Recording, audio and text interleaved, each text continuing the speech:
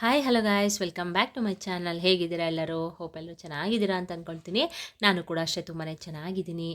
Guys, ಯಾರ್ಯಾರು like ಮಾಡ್ತಿದ್ದೀರಾ, ಇನ್ನೊಬ್ಬರು ಕಷ್ಟಕ್ಕೆ ನೆರವಾಗ್ತಿದ್ದೀರಾ, ಅವರೆಲ್ಲರಿಗೂ ಕೂಡ ತುಂಬ ಹೃದಯದ ಧನ್ಯವಾದಗಳನ್ನ ತಿಳಿಸ್ತೀನಿ. ಹಾಗೆಯೇ ಮತ್ತೆ ಮಹಾಲಕ್ಷ್ಮಿ ಆಗಿರಬಹುದು, ಹಾಗೆಯೇ ನೀವು ಇಷ್ಟಪಡುವಂಥ ದೇವರು ನಿಮ್ಮ ಮನೆ ದೇವರಾಗಿರಬಹುದು, 4, 5, 6 ಏಂಜಲ್ಸ್ ಆಗಿರಬಹುದು, ಎಲ್ಲರೂ ಕೂಡ ನಿಮಗೆ ಒಳ್ಳೇದು ಮಾಡಲಿ. ಇನ್ನೊಬ್ಬರು ಕಷ್ಟಕ್ಕೆ ನೀವು ಆಗ್ತಿದ್ದೀರಾ ಅಂತ ಅಂದಮೇಲೆ ನಿಜವಾಗ್ಲೂ ಖಂಡಿತವಾಗ್ಲೂ ನಿಮಗೆ ಒಳ್ಳೇದಾಗೇ ಆಗುತ್ತೆ ಅನ್ನೋದು ನನ್ನ ಭಾವನೆ ಗಾಯ್ಸ್. ಓಕೆನಾ?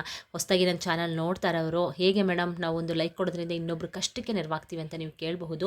ನಿಮ್ಮ ಒಂದು ಲೈಕಿಂದ ಗಾಯ್ಸ್ ವಿಡಿಯೋನದು ಲೀಕ್ ಆಗುತ್ತೆ. ನನ್ನ ವ್ಯೂಸ್ಗಾಗಲಿ ಕಮೆಂಟ್ಸ್ಗಾಗಲಿ ಈ ವಿಡಿಯೋನ ಮಾಡ್ತಾ ಇಲ್ಲ ಗಾಯ್ಸ್.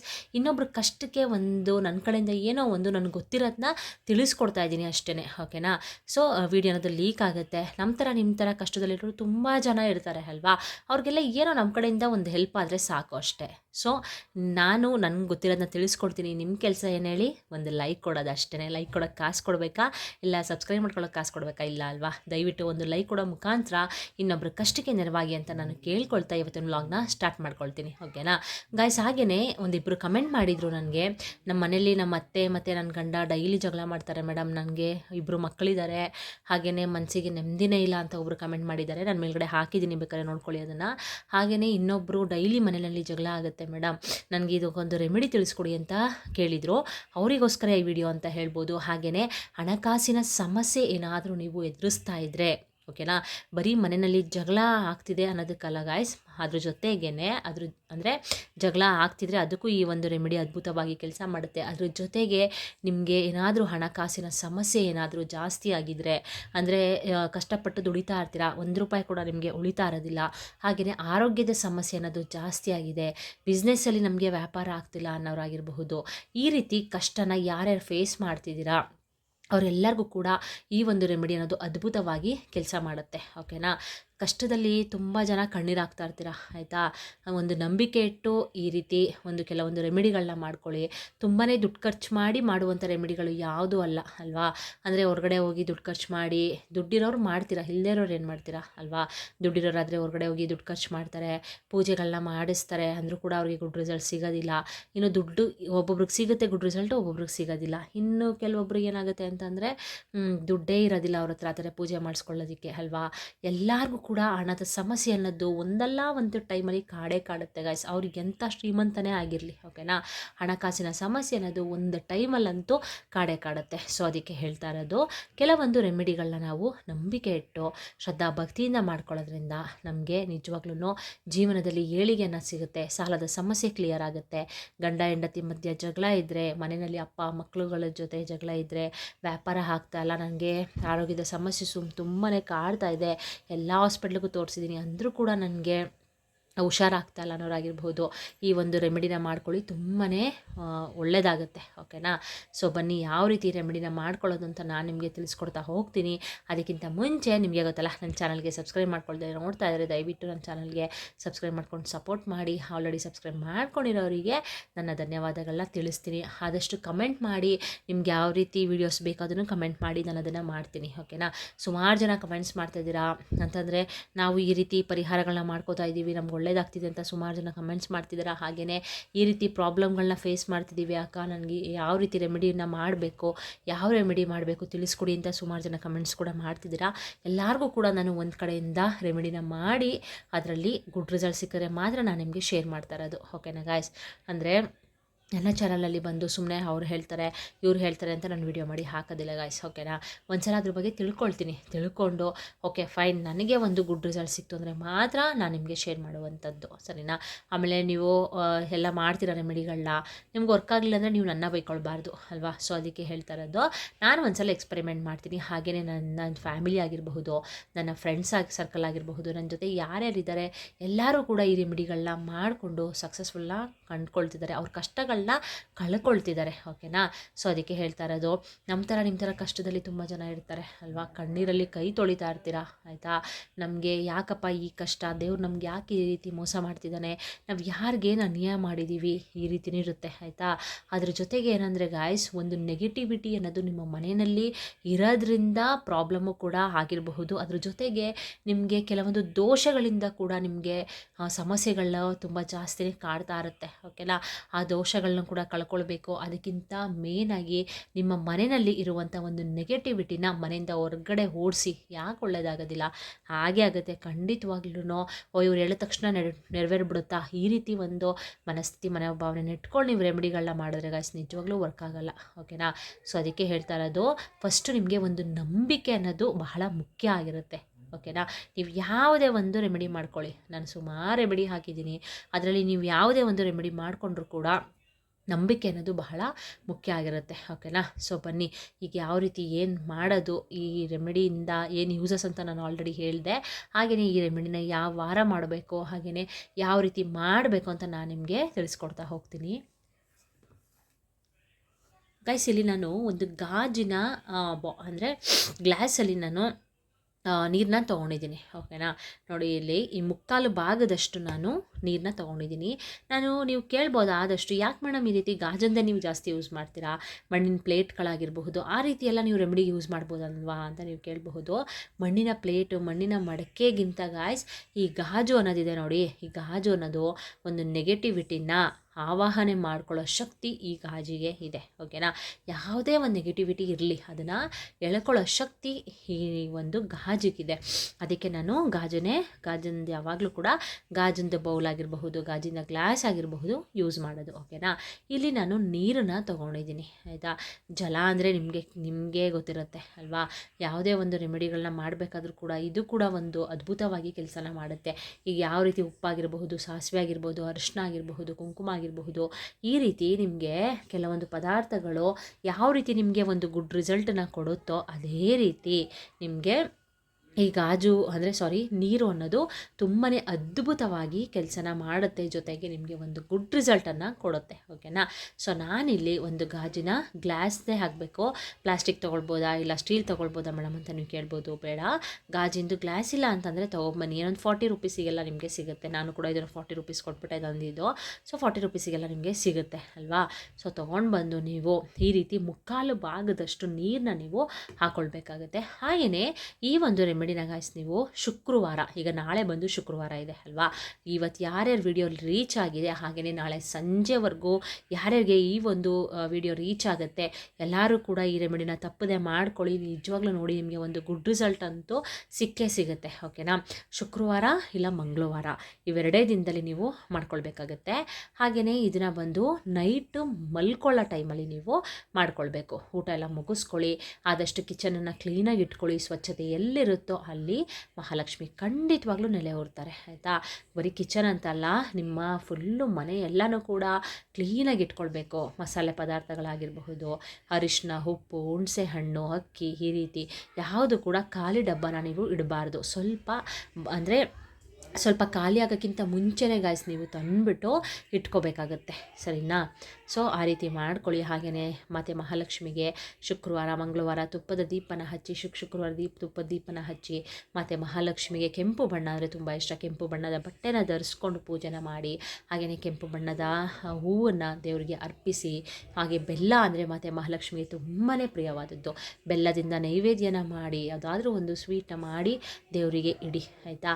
ಹಾಗೆಯೇ ಅಂಗಳೆಲ್ಲ ಕ್ಲೀನ್ ಮಾಡಿಕೊಂಡು, ಮತ್ತು ಮಹಾಲಕ್ಷ್ಮಿ ನಿಮ್ಮ ಮನೆಗೆ ಎಂಟ್ರಿ ಕೊಟ್ಟ ತಕ್ಷಣವೇ ಫುಲ್ಲು ನೋಡಿಬಿಟ್ಟು ಖುಷಿಯಾಗ್ಬಿಟ್ಟು ನಿಮ್ಮ ಮನೆಯಿಂದ ಹೊರಗಡೆ ಹೋಗೋಕ್ಕೆ ಮನಸ್ಸೇ ಆಗಬಾರ್ದು ತಾಯಿಗೆ. ಆ ರೀತಿ ನೀವು ಪೂಜೆನ ಮಾಡ್ಕೊಳ್ಬೇಕು. ಹೊಸ್ಲಿಗೆಲ್ಲ ಅರಿಶಿನ ಕುಂಕುಮ ಹಾಕಿ, ರಂಗೋಲೆನ ಹಾಕಿ, ಹಾಗೆಯೇ ಮನೇನ ಘಮ ಅನ್ನೋ ಥರ ಇಟ್ಕೋಬೇಕು ಗಾಯ್ಸ್. ಓಕೆನಾ. ಆ ರೀತಿ ಇದ್ದರೆ ನಿಜವಾಗ್ಲೂ ಮತ್ತು ಮಹಾಲಕ್ಷ್ಮಿ ಖಂಡಿತವಾಗ್ಲೂ ನೆಲೆ ಊರ್ತಾರೆ. ಆಯಿತಾ. ಒಂದು ದರಿದ್ರ ಏನಾದರೂ ಇದ್ದರೆ ನಿಮ್ಮ ಮನೆಯಿಂದ ಹೊರಗಡೆ ಹೋಗುತ್ತೆ, ಒಂದು ಸಕಾರಾತ್ಮಕ ಶಕ್ತಿ ಅನ್ನೋದು ಮನೆ ಒಳಗಡೆ ಎಂಟ್ರಿ ಕೊಡುತ್ತೆ. ಓಕೆನಾ. ಸೊ ಈ ಒಂದು ರೆಮಿಡಿಯಿಂದ ಗಾಯ್ಸ್ ನಿಮ್ಮ ಮನೆಯಲ್ಲಿ ಯಾವುದೇ ಒಂದು ನೆಗೆಟಿವಿಟಿ ಇದ್ರೂ ಕೂಡ ಹೊರಗಡೆ ಹೋಗುತ್ತೆ. ಸರಿನಾ. ಅದ್ರ ಜೊತೆಗೆ ಆವಾಗಲೇ ಹೇಳ್ದಂಗೆ ಸಾಲಗಳು ಕ್ಲಿಯರ್ ಆಗುತ್ತೆ. ಆರೋಗ್ಯದ ಸಮಸ್ಯೆ ಕೂಡ ಏನಾದ್ರು ಅನುಭವಿಸಿದ್ರೆ ಅದಕ್ಕೂ ಕೂಡ ಮುಕ್ತಿನಗೊಳ್ತೀರಾ. ಓಕೆನಾ. ಅದ್ರ ಜೊತೆಗೆ ಗಂಡ ಹೆಂಡತಿ ಮಧ್ಯೆ ಜಗಳ, ಮನೆಯಲ್ಲಿ ನೆಮ್ಮದಿ ಇಲ್ಲ ಅನ್ನೋರು ಕೂಡ ಈ ಒಂದು ರೆಮಿಡಿನ ಮಾಡ್ಕೊಳ್ಳಿ, ತುಂಬಾ ಒಳ್ಳೆಯದಾಗುತ್ತೆ. ಸೊ ನಾನಿಲ್ಲಿ ಗ್ಲಾಸಲ್ಲಿ ಮುಕ್ಕಾಲು ಭಾಗದಷ್ಟು ನೀರನ್ನ ತೊಗೊಂಡಿದ್ದೀನಿ. ಇದ್ರ ಜೊತೆಗೆ ಗಾಯ್ಸ್ ನಾನು ಸ್ವಲ್ಪ ಕುಂಕುಮನ ತೊಗೊಳ್ತಾ ಇದ್ದೀನಿ. ಆಯಿತಾ. ಸ್ವಲ್ಪ ತೊಗೊಳ್ಳಿ. ಕುಂಕುಮನ ತೊಗೊಂಡು ಇದರೊಳಗಡೆ ಸೇರಿಸ್ಕೊಳ್ತಾ ಇದ್ದೀನಿ. ಹಾಗೆಯೇ ಸ್ವಲ್ಪ ಅರಿಶಿನ ಕೂಡ ನಾನು ತೊಗೊಂಡು ಇದರೊಳಗಡೆ ಸೇರಿಸ್ಕೊಳ್ತಾ ಇದ್ದೀನಿ. ನೋಡಿ, ಈ ರೀತಿ ಸೇರಿಸ್ಕೊಳ್ಳಿ. ಹಾಗೆಯೇ ಇದ್ರ ಜೊತೆಗೆ ಗಾಯ್ಸ್ ನೀವು ಈ ಒಂದು ವಸ್ತುನ ನೀವು ಖಂಡಿತವಾಗ್ಲೂ ಸೇರಿಸಲೇಬೇಕು ಆಯಿತಾ. ಈ ಒಂದು ವಸ್ತು ನಿಮಗೆ ಗೊತ್ತೇ ಇರುತ್ತೆ, ಸುಣ್ಣ ಆಯಿತಾ. ಈ ಸುಣ್ಣನೂ ಅಷ್ಟೇ, ನಿಮ್ಮ ಮನೆಯಲ್ಲಿ ಯಾವುದೇ ಒಂದು ಈ ನೆಗೆಟಿವಿಟಿ ಇದ್ರೂ, ಅಂದರೆ ಕುಂಕುಮ ಆಗಿರ್ಬೋದು, ಅರಿಶಿನ ಆಗಿರ್ಬೋದು, ಸುಣ್ಣ ಆಗಿರ್ಬೋದು, ಯಾವುದೇ ಒಂದು ನೆಗೆಟಿವಿಟಿ ಇದ್ದರೂ ಕೂಡ ನಿಮ್ಮ ಮನೆಯಿಂದ ಹೊರಗಡೆ ಹೋಗೇ ಹೋಗುತ್ತೆ, ಸರಿನಾ. ಸೊ ಈ ಒಂದು ವಸ್ತುವನ್ನು ನೀವು ಇದ್ರ ಒಳಗಡೆಗೆ ನೀವು ಸೇರಿಸ್ಬೇಕಾಗತ್ತೆ ನೋಡಿ. ಈ ರೀತಿ ಒಳಗಡೆ ಸೇರಿಸ್ಕೊಳ್ಳಿ ಆಯಿತಾ. ಸೇರಿಸ್ಬಿಟ್ಟು ಇದನ್ನು ಚೆನ್ನಾಗಿ ನೀವು ಮಿಕ್ಸ್ ಮಾಡ್ಕೊಳ್ಬೇಕು ನೋಡಿ. ಈ ರೀತಿ ಮಿಕ್ಸ್ ಮಾಡ್ಕೊಳ್ಳಿ. ಅದು ಸುಣ್ಣ ಕೆಳಗಡೆ ಇರುತ್ತೆ, ಕರಗುತ್ತೆ ಅದು, ಓಕೆನಾ.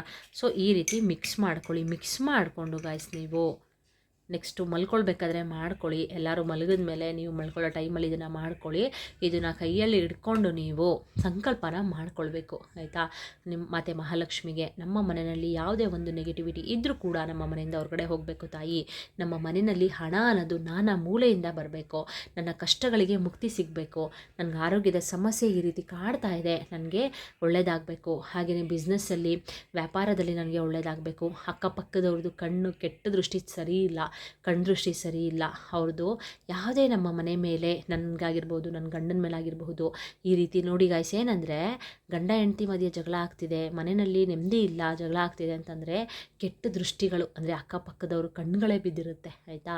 ಯಾವುದೇ ಏನೇ ದೃಷ್ಟಿ ಬಿದ್ದರೂ ಕೆಟ್ಟ ಕಣ್ಣು ದೃಷ್ಟಿ ಬೀಳಬಾರ್ದು ಅಂತ ಹೇಳ್ತಾರೆ ಅಲ್ವಾ.